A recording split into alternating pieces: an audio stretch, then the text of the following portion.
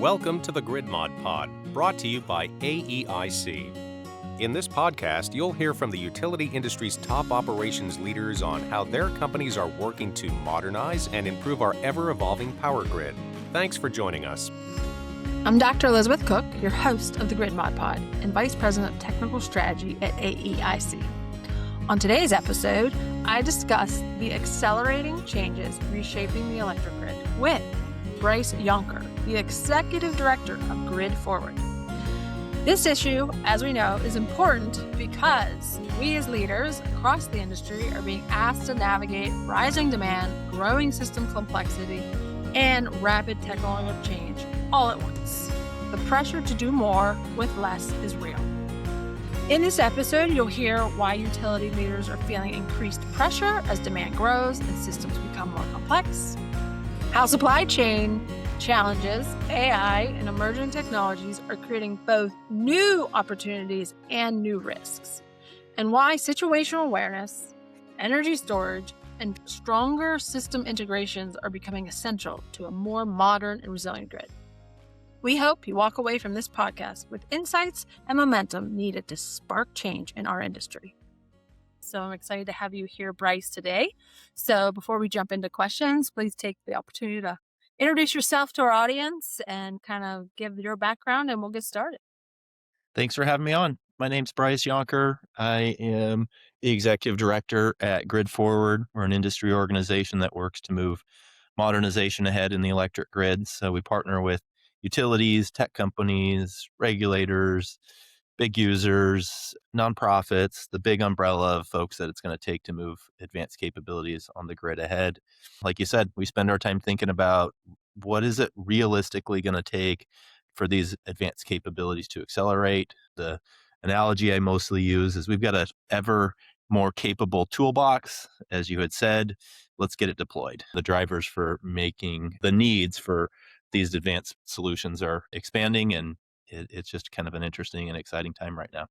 You know, I feel like the episodes that I continue to have the privilege to interview the operational leaders of our utilities is really reaffirming and provides an awareness that there is activity, there is momentum, but there is, of course, the obstacles that we are all enduring. And, you know, sharing what those are and speaking openly about it and educating all the gaps is at the crux. So I love the work that you guys are doing to support that.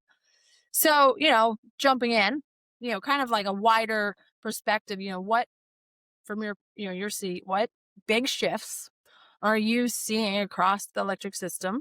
And really, you know, where do you find yourself focusing, you and your team right now today?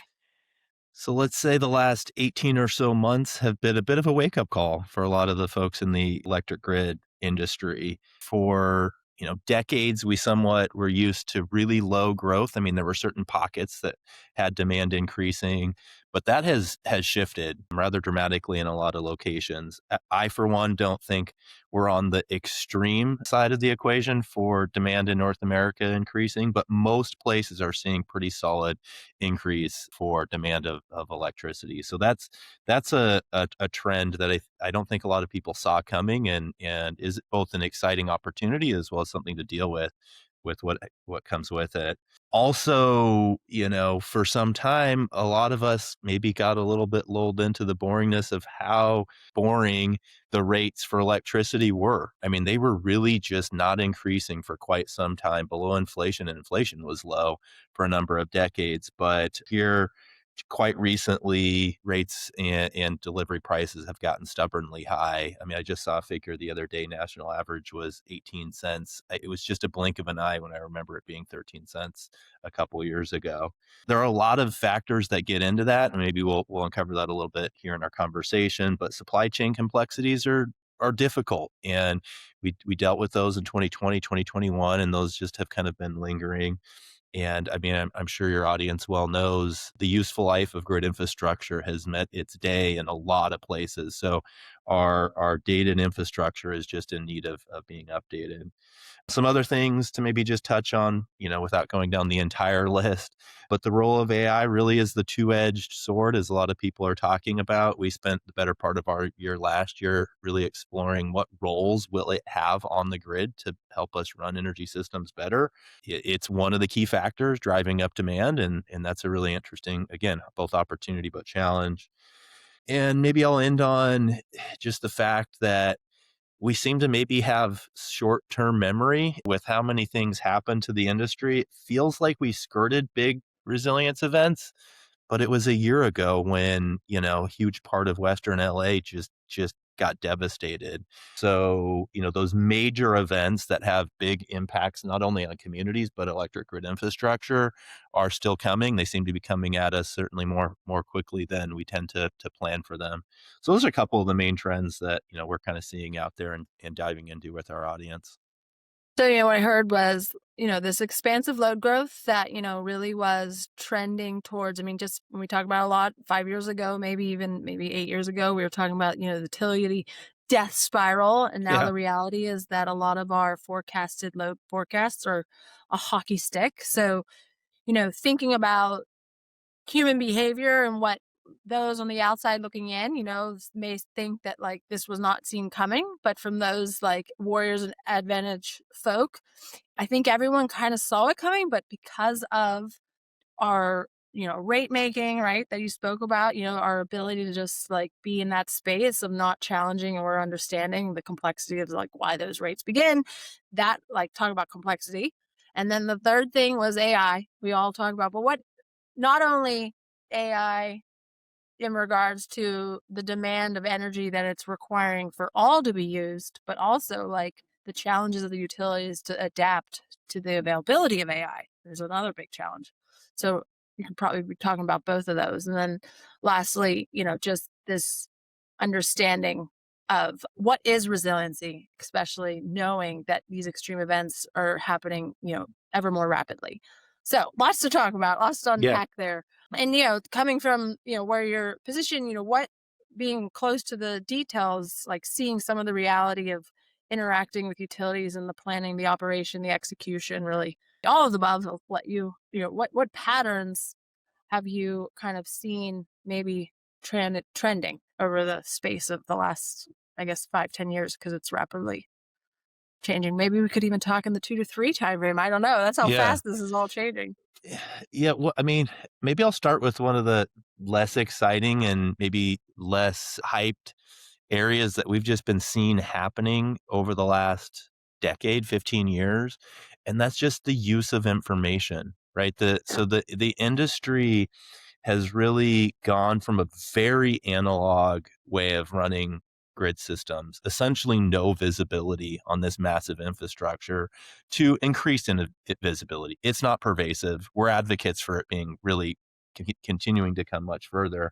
But you basically had, some pretty analog SCADA sort of visibility on your largest generation units, on your largest substations and transformer infrastructure more than a decade ago, to a place where we have quite a bit more visibility on what's going on the grid. I'm not going to say in real time, but in a more quick time frame. So this situational awareness, awakening or progress or gentle boiling of this use of these digital capabilities, I think is really exciting, because it is the founding principle of the Grid Mod Pod. So yes, this is critical infrastructure, and so we need to treat it with the respect of knowing what's happening with it. And so you've got sensors that are being deployed across the system. They're pretty pervasive at the transmission side of the grid now. PMUs aren't across the system, synchrophasers, but have you seen an increase in maybe a revitalization of PMUs? There is, but we don't need it at that granular. I don't think that the system needs it at that granularity of essentially real time, sub phase sort of visibility. So, you're seeing companies fly drones and install line sensors in on transmission systems, and that gives, really good visibility. Yeah, you can use it for dynamic line rating and some other uses to have value, but at the end of the day, it gives you visibility on what's going on that infrastructure. So there's many Um, buckets of technology available for that yeah, increased visibility. yeah, so there's a lot of visibility, and what we're using that data for is ever evolving. I mean, people talk about, data lakes. I still say we still have the issue of some data waterfall situation going on, right? We're installing sensoring infrastructure and it's just going off into nowhere, right? And Uh-huh. so turning that visibility, getting that information and turning it into actionable responses is still something that's evolving in the ecosystem, but it's pretty exciting. You know, Another area you asked about, like what's in motion, is we've just got to firm supply and demand. I mean, basic economics 101. And so, energy storage is having a day, it's having a year, it's having a decade, right? And the sort of solutions that are out there to help get at that, I think, are absolutely critical. We've been long proponents of demand side flexibility. Traditional demand response is starting to get more automated. You're starting to see language. Everybody's debating what a VPP is. I think that's fine and healthy because it's starting to show up more in the marketplace. But that idea, we need more flexibility on our grid, right? The spikiness, the peakiness of, a winter cold snap or a unexpected summer heat wave or some sort of old infrastructure tripping that we need to deal with is just meaning we need to get more flexible with it. And so that's something that's definitely happening as well, alongside kind of the the data revolution in leveraging that digital infrastructure. So do you have any, with your clients or any of your engagements have seen, not to name names, but like where the deployment of this sensoring capability or, increased visibility has shown, true value and benefits? I mean, a number of areas. I know you were going to ask about resilience, but there's a number of areas where putting the situational awareness is helping you understand a risk and potentially alleviate a catastrophic wildfire. I mean, that is a huge amount of value, difficult to quantify because from a macro perspective, we're still not heading in the right direction from a reliability standpoint. But yeah, I mean, a lot of these situational awareness deployments are definitely getting value for reliability, right? So improving safety and safety scores, shortening an outage. Outages are getting longer. So if you can make them shorter, I mean, everybody appreciates that. So, you've got the sensor infrastructure, you've got, cameras or other visualization infrastructure, you've got LiDAR, you've got satellite, right? So there's a lot of different solutions out there that are coming online, and most of them have pretty good quantifiable benefits for where they're getting instrumented. And especially if you consider them against the alternative hardening solutions, right? The alternative hardening solutions are very capital intensive, right? Right. If you're going underground or you're sectionalizing your system or you're reconductoring, again, great solutions, expensive and capital intensive capabilities to deploy at scale. And when you're saying extensive capital expenses, are you specifying capital versus O&M or just the idea that it's expensive? Just the Just idea that it takes a lot of funds. Yeah, I mean, right. yeah, A lot of funds you and a have lot of time and resources. yeah, and it's Utilizing not all. logics. Yeah, it costs money to move dirt and hire contractors and go through studies, but it also takes time, right? And a number of these solutions, you can subscribe to a satellite imaging platform and next week get LiDAR images on your system and, subscribe to a drone service. And you don't even have to, I mean, yeah, you might need to go through some FAA stuff, but you don't need to train your pilots on your team to fly those. You can hire the experts to do it. So a lot of these maybe services type solutions can be deployed very, very rapidly. Yeah, and I think, one thing about, the foundation, there's really a lot of language and development. I mean, I like to say that, the language of smart grid has evolved into this language of grid mod. So it's not as if we're reinventing the wheel with all of the solutions to the problems. Really, at this point in time, these problems are now becoming exploited. And now we have these solutions that we've been talking about for 20, 30 years, but also the technology to fly the drone, deploy the LiDAR, extract the data, communicate it back to the hub, creating an enormous shift, and maybe the utilities that have to adopt these technologies way of procuring and or prioritizing how they set up their priorities and spend, right? So like the idea of you don't have to hire resources to fly the drones, but you do have to contract out, and there's like a certain way that spend is treated, so it causes this like friction. So I guess I'm back at you. Have you seen any of your applications or like your specific thing around wildfires and putting up the sensors and being able to like communicate effectively? Like what have you seen as like positive entrance into that space, like that allowed really that expedient delivery from the utility to expand in that technology? Like, have you Well, seen unique cases of that happening? when it's an existential risk, like you got to act Sadly. on it now, right? You Right. can't strategize on it and think about, oh, what are we going to do in 3 years or in 10 years? Like stakeholders want to know, what are you going to do next month, right? What's your react? What's your plan for next high wildfire risk season? And so one of the things I think when we were chatting, we had talked about what can be done. You know, it, you have to chip away at it, right? You can't just snap your fingers and the risk is gone. So I think that's what helps some of these other solutions come forward, because they can be done quickly. Even if they haven't been done historically, you can overcome the friction, because there's a significant amount of cultural friction at these stakeholders who have done grid planning and run infrastructure for a century, right? There's a lot of processes and they do it very well. But when you have that existential risk, it can overcome the friction of, well, we haven't done that before. Well, let's try it. And some of these can be bite size, right? You don't have to Right. you don't have to do it for 10 years the same way, or you don't have to do it across your entire system. You sign up, you see if it works. If it doesn't, you can make a change. So I think that ability to understand, not in real time, but over a course of a quarter or over a course of a season, oh, that worked or that didn't, and here's what we could do differently. I think that makes it more accessible, just Right. categorically. I mean, I'm not talking in particular about any one type of a solution. And for sure, there's friction, right? The incumbent utilities, especially the IOUs, want to deploy capital. I think a number of the providers are understanding how they can make their solution a capital expenditure rather than an operating expenditure. And that helps you scale, right? To your Right. question of getting past Well, stalemate that's where you definitely, can start.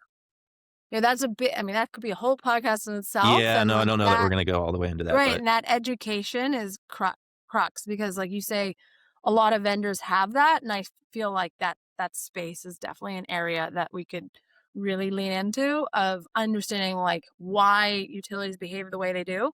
And then like how these technologies and the capabilities are kind of bucking that.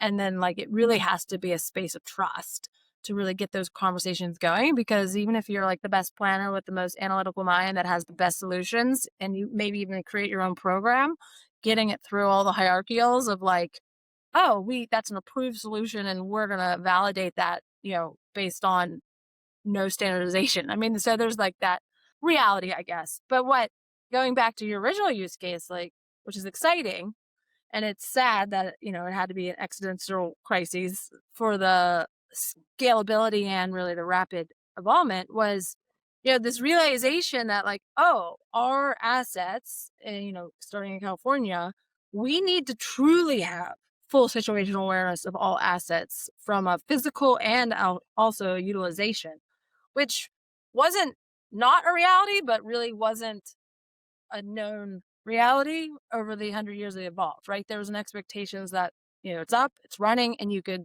if you have lights on, everything's functioning. And what has changed now is this sensoring capability is not only are you monitoring and have the capabilities of your assets, you can see the full geographical footprint and all of the extreme weather coming in. And so that opened the door, I think, and has really shown in the last 5 years, spread across, at least in the States, of this adoption of this new capability. And so now it's kind of like go time where everyone's really evolving that space, which is unlocking an enormous amount of other use cases in regards to having that capability of seeing your assets of their true performance. But like you said, data waterfall, you have to create systems so that there's like agility and ability to connect and govern. So it's definitely Yeah, a rapidly changing space. Yeah. yeah, and a lot of the solutions right now are kind of being deployed as what I would maybe call point solutions, right? So you're deploying a sensor network, you've got an interface with that instrumentation direct into the operators, and they're getting alerted or they're getting messages that something might be wrong, or they've got a camera network and they're getting alerted that something might be sparked. So I think what maybe is a really critical, maybe uh, one of the critical aspects of this is how do the point solutions convene and converge Yeah. Integrate. into something that the operator has more visibility into and more silos at that operator have visibility. I mean, with people with necessary permissions and the like, but like, how does this stuff come into your OMS, your outage management system? How does all of these different things come into your ADMS, your advanced distribution management system, and whatever MS you want? And I know a lot of Oh, folks you were are doing good with working the on that. acronyms. You said MMS? Oh, various MSs. Yeah, just Okay. whatever else that management system is that you've Systems got. talking to? Got it. Yeah. Um, Miscellaneous management systems. Got it. yeah.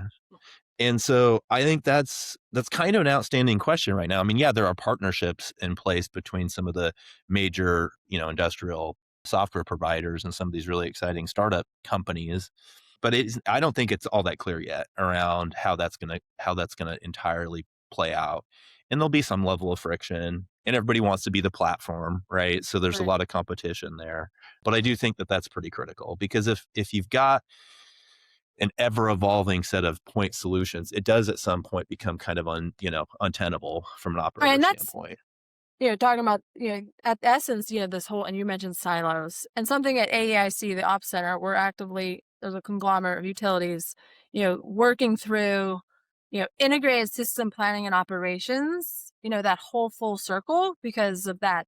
There's this control room reality of what is needed and what is required. And then there's this planning reality that's what needed and what required.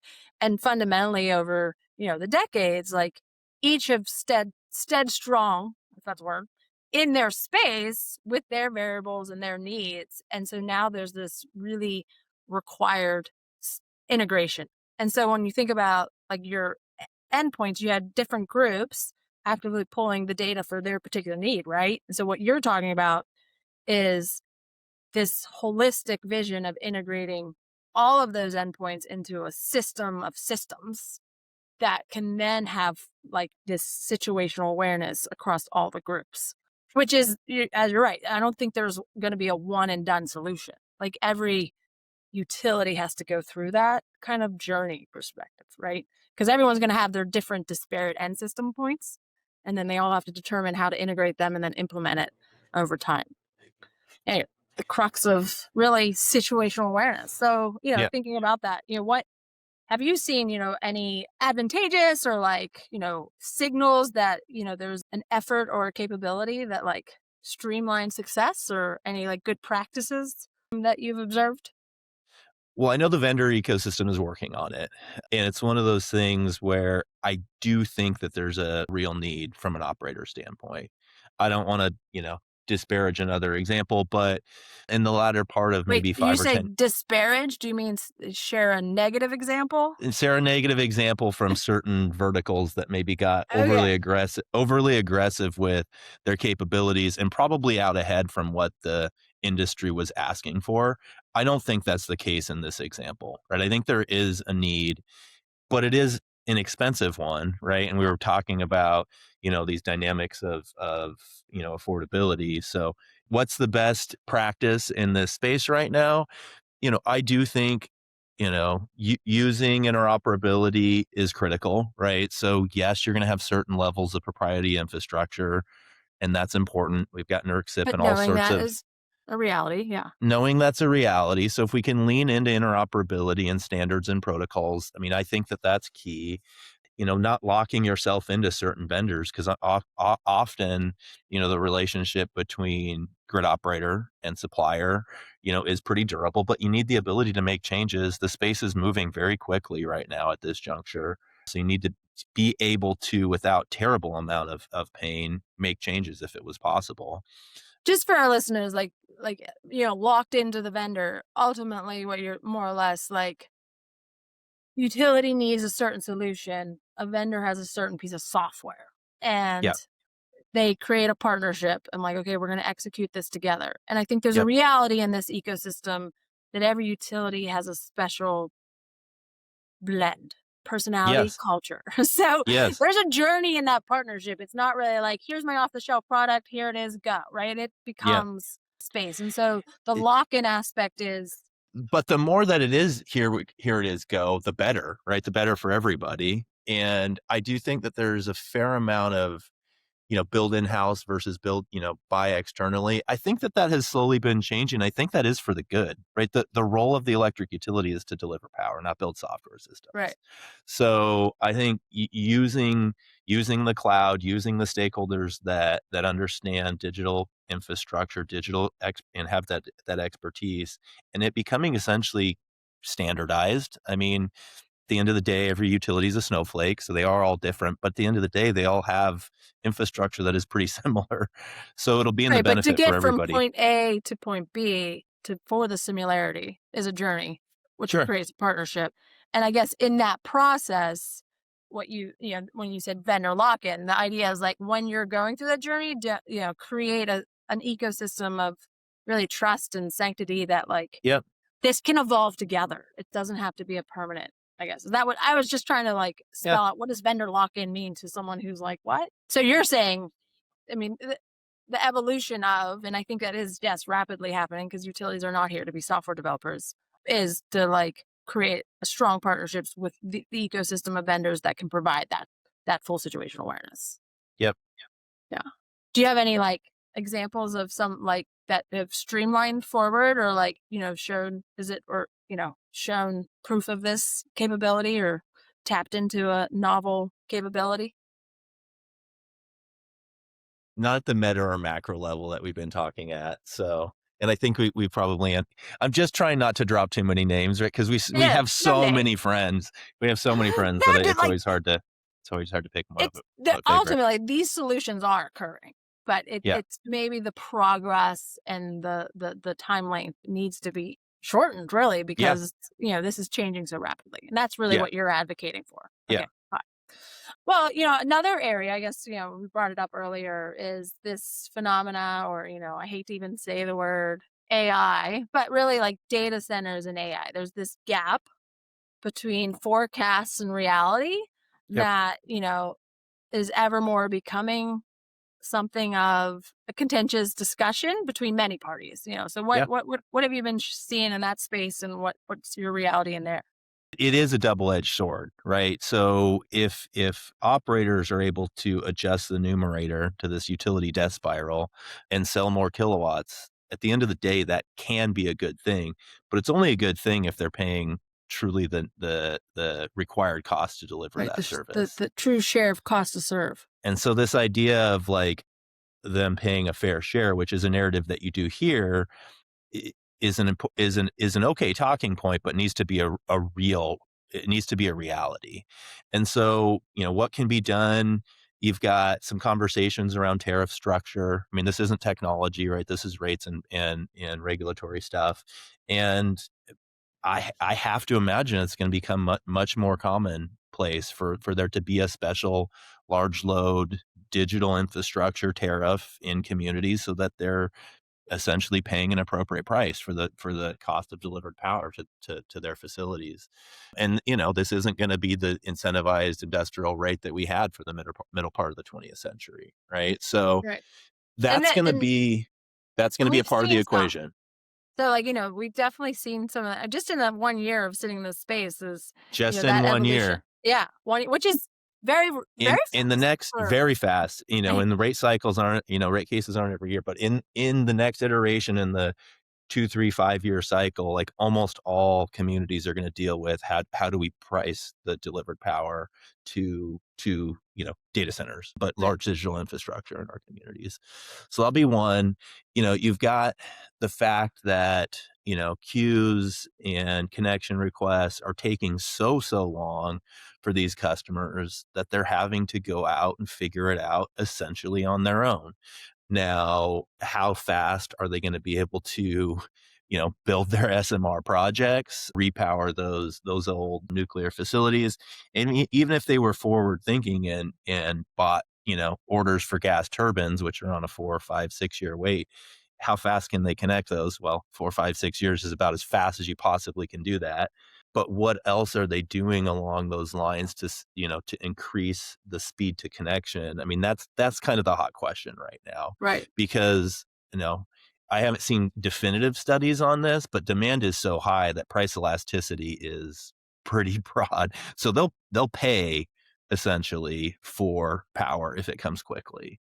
Right. I mean, yeah, I mean, I feel this space is definitely like the wild, wild west in reality of, there's this story that like, well, the utilities can't respond quick enough. So we're going to go off and build our own power plants, our own transmission, our own facilities. But then it then became full circle. It was like, wait a second, we could build all that, but we really don't want to become an operator of a power grid. So Their there's like role this. is to the point of utilities not being software companies. Well, most of them are software companies, but their job is to build data center Right. infrastructure, not So there's manage electricity power supply. I mean, they can manage contracts, but the actual maintenance of that is something that they're going to have to deal with if they decide to essentially take it on their own. And I don't know and if you're that's going to been get a more very reliable power supply.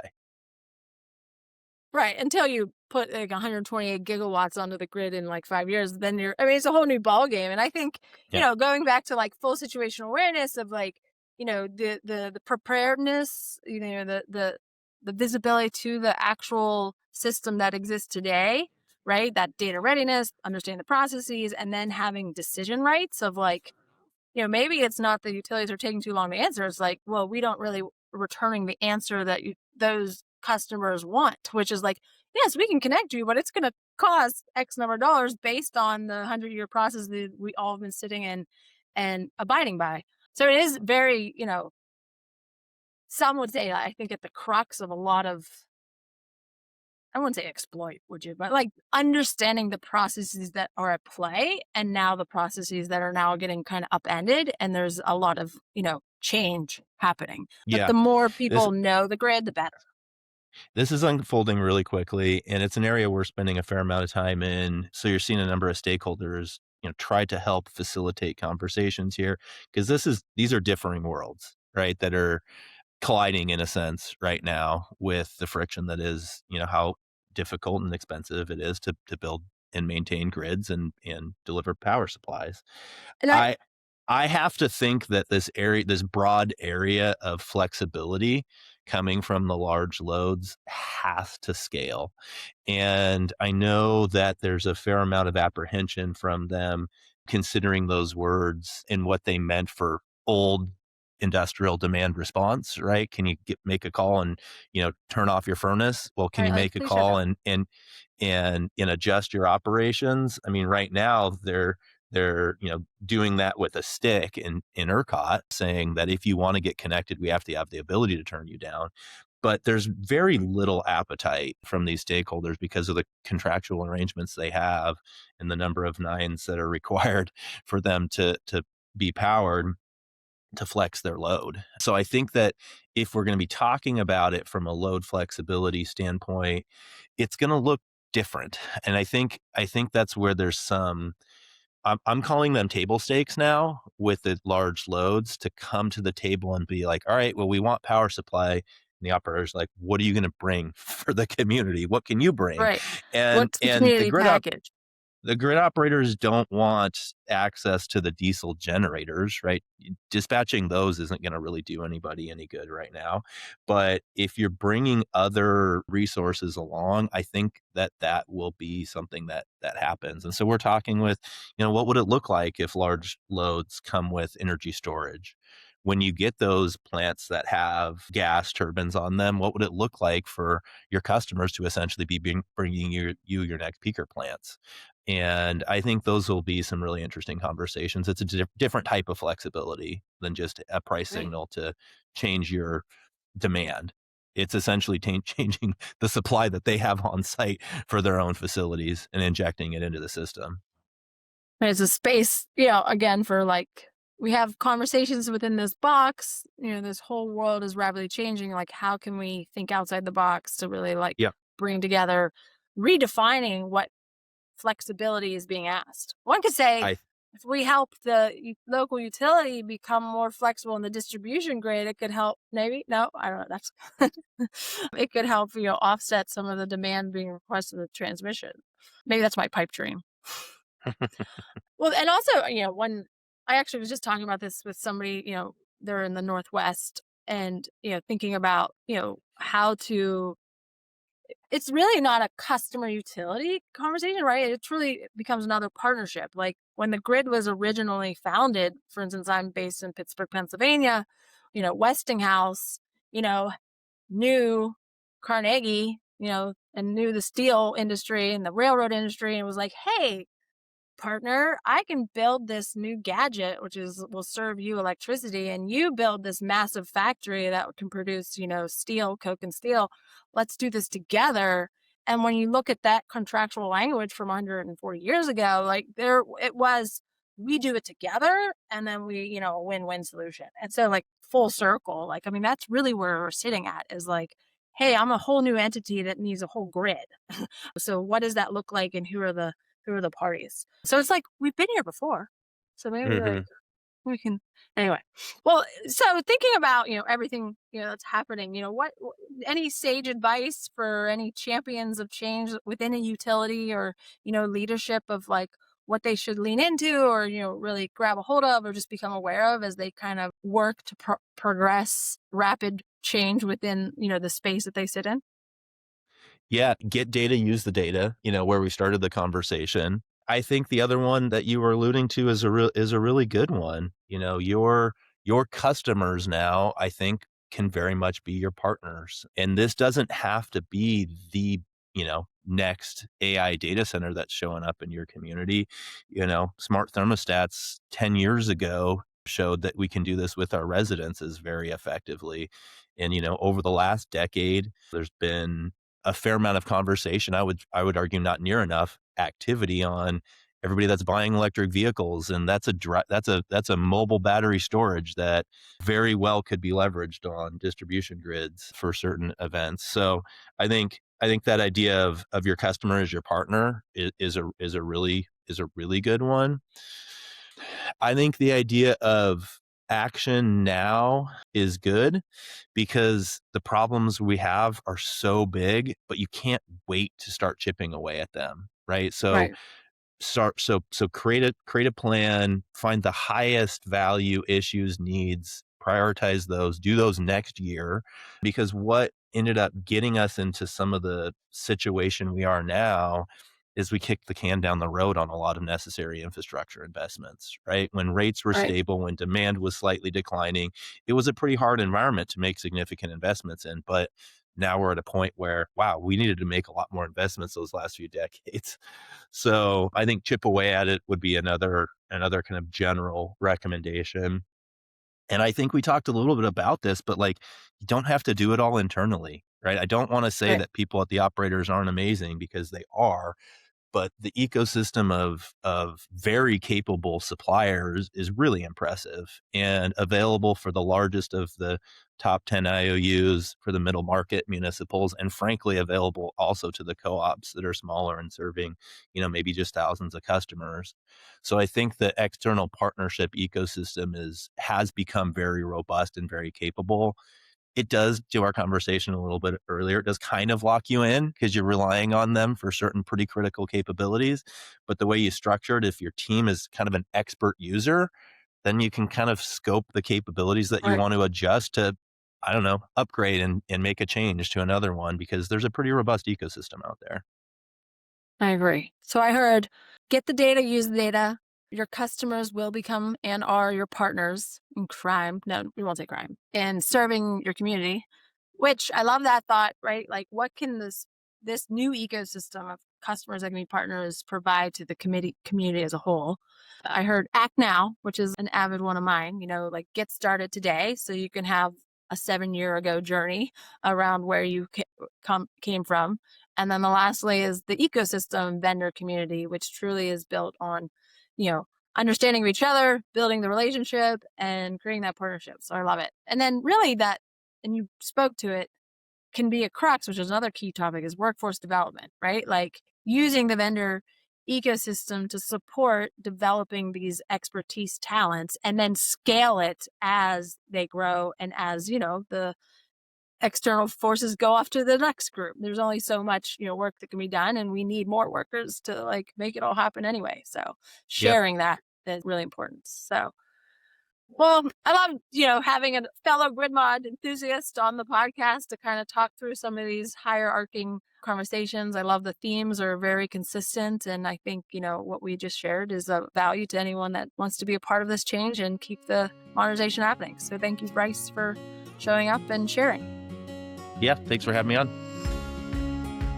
That's a wrap for this week's episode of the Grid Mod Pod. Thanks for tuning in. We hope today's conversation got you thinking about new and creative ways to improve our power grid. Be sure to subscribe to our YouTube channel to be the first to hear new episodes.